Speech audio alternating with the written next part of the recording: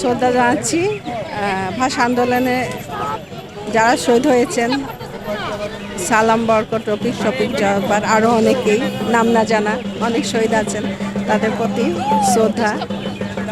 তো আপনি যেটা বলেছেন আসলে মানে এইখানে আমাদের পরিবেশ পরিস্থিতি, সমাজ তথা রাষ্ট্র, এটা শুধু একতরফাভাবে বললে হবে না যে ফ্যামিলি না, এটা সবার ক্ষেত্রে। আপনার ইংলিশ মিডিয়ামে যারা পড়ছেন ওখানেও কিন্তু বাংলা সাবজেক্ট রাখছেন, আর বাংলা ভাষা যেটা, এটা আসলে কারো কেউ দায়ী নয় যে না, কে দায়ী দায়ী না। আসলে আমরা সবাই মিলে যদি কাজ করতে পারি বাংলা ভাষাকে নিয়ে, যে না দিবস আসলে কোন তারিখে কি দিবস, এটা আমাদের অনেকে এখন এত কর্মব্যস্ততায় মানে আমরা ভিতরে ডুবে আছি, যার ফলে আমরা এগুলো আসলে অনেকে মনে রাখতে পারি না। হ্যাঁ, অনেকে যদি হঠাৎ করে প্রশ্ন করেন যে আজকে বাংলা মাসের কয় তারিখ, কিন্তু পারবে না, অথচ সে ব্যক্তি কিন্তু দেখা যাচ্ছে সকালে মনে রাখছে।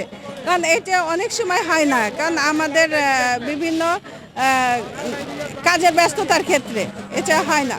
তো এটা সবাই মিলে যদি আমরা একসাথে বাংলা ভাষাকে উন্নত করতে চাই বা সুন্দর করতে চাই, আমরা অনেক সময় বাংলার সাথে ইংলিশ কথা বলি, হ্যাঁ এটা আসবেই।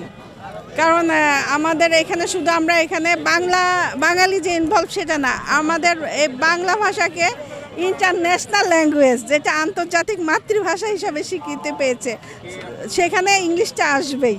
তা আমরা মনে করি যে আমরা ইংলিশটা তো আছেই, আমাদের প্রাধান্য দিতে হবে বাংলাকে। আমরা যদি বাংলাকে দিই তাহলে আপনার এটা ইমপ্রুভ হবে, না হলে কখনো উন্নতি হবে না।